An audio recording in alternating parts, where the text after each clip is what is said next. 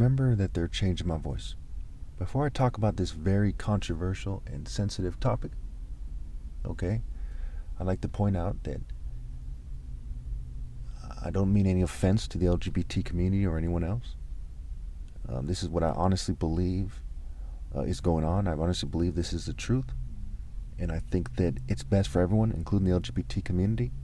Okay, which I urge you to comment if you feel offended. If you have anything you want to say about it, feel free to comment. Okay. If you don't insult me, I won't insult you in the comments. Fair enough? Okay. So basically, when we look at homosexuality as a state of mind, there's a spectrum of brain abnormalities that create various states of mind, okay, and one of them is homosexuality. This is what I get from the empirical evidence and some of the studies I've gone over. I haven't studied gay people, okay, in some kind of, quantitative study, studying lots of them, or some kind of qualitative study. But the studies I've seen and the behaviors I've seen, and I'm very analytical, this is what I get from it. There's a spectrum of it. And a lot of the goons in the comic books, etc., are based on gay states of being. Okay, there's lots of different gay people. Some of them are very polite and courteous and very sensitive and compassionate. Some are very cruel. Some have sort of a split personality thing going on, right? Alter egos, what have you. There's a spectrum of these guys. But all of the homosexual states of mind are a result of brain abnormalities. The result of a degree of biological dysfunction and a degree of nurture. Okay. So, for example, somebody who would not be gay otherwise, if they were turned out to be gay, okay, if they have a certain susceptibility and ability to be turned out, would be turned out and made gay if they're to be turned, if someone turns them out and makes them gay. So they're able to be turned out. And that's that's biological dysfunction. That's a genetic problem. Okay. Give me another example. A prostitute. Who's born a prostitute? How can you say it's the nature of a female to be a prostitute? Every prostitute is turned out. Every last one. Subtly or otherwise. Sometimes they take it upon themselves, okay, because it's a capitalist society. They look at things in society. It's a learned behavior. So going back to the gays, when we look at Marquis de Sade, right? This person was gay. Even before I remember that it's a fact that the history records him as gay, I think, oh, this guy's textbook gay.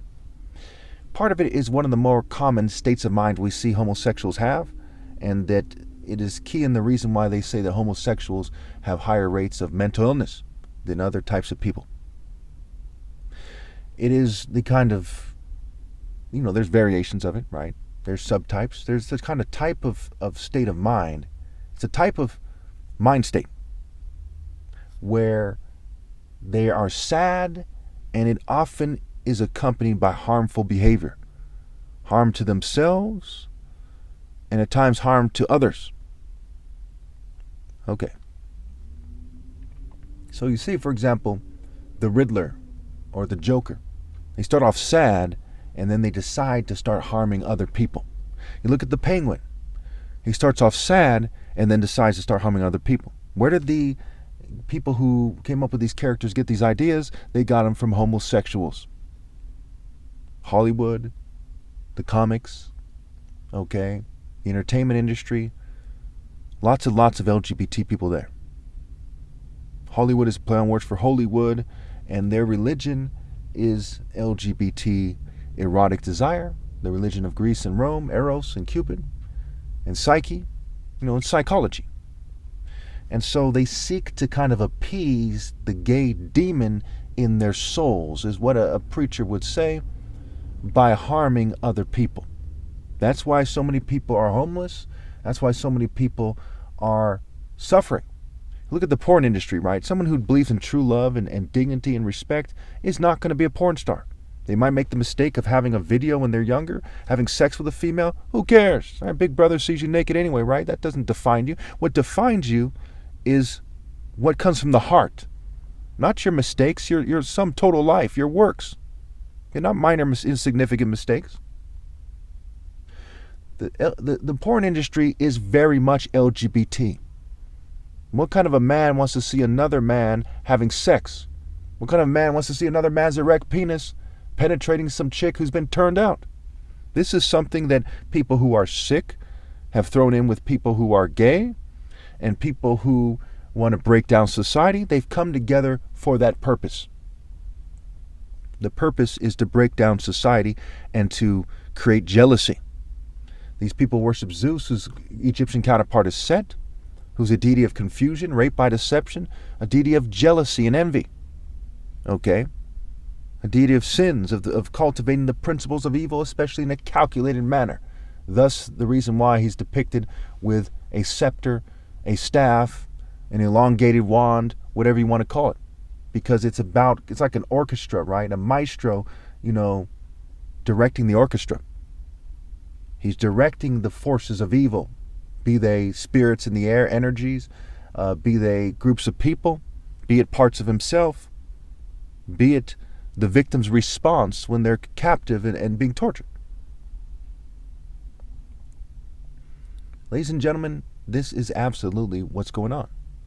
Now, just because, you're gay doesn't mean you shouldn't be honest about things, right? Because they in these groups, they often teach you to lie about things. It's part of the culture in general, especially gay cultures. They want you to lie, but you shouldn't lie.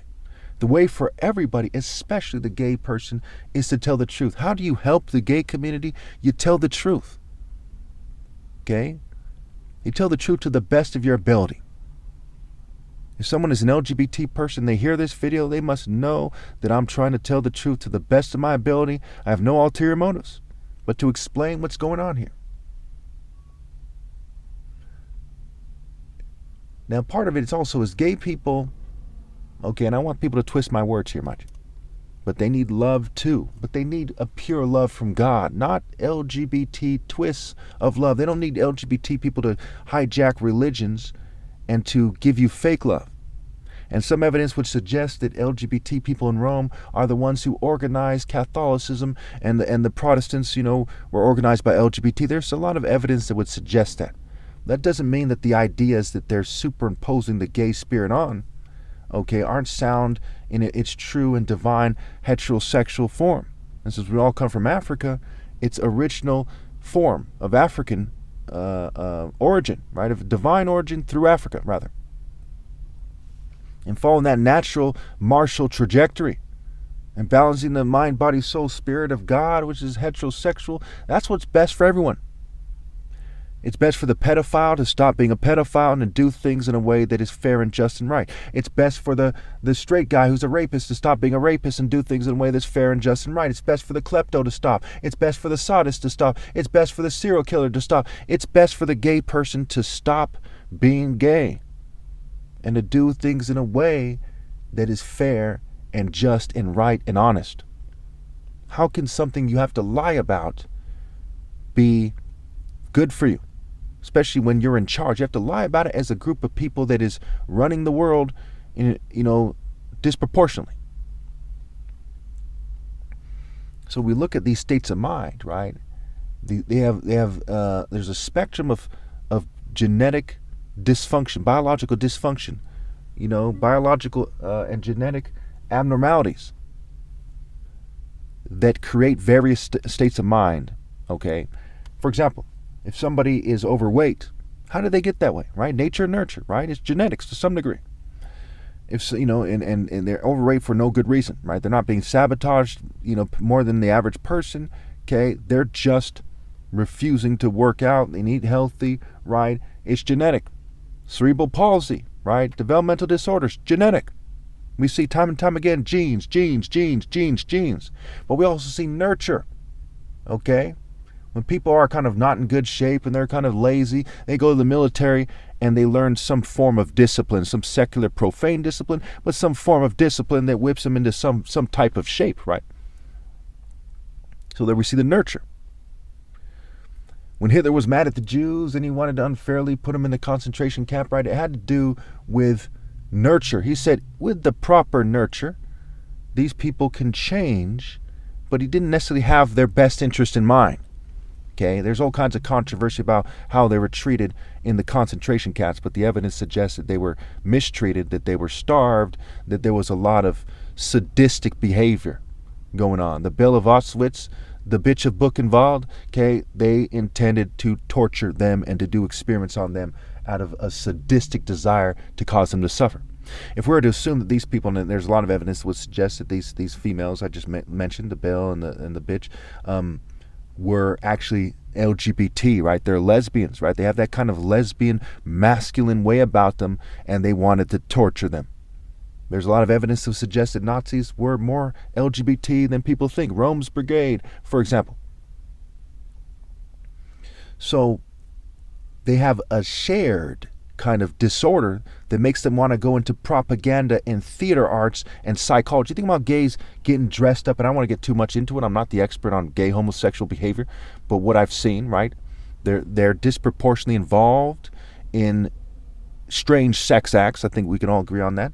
And that includes at times playing dress up and doing stuff like this, okay? And the whole kind of Greek system is a kind of expression of LGBT sexual,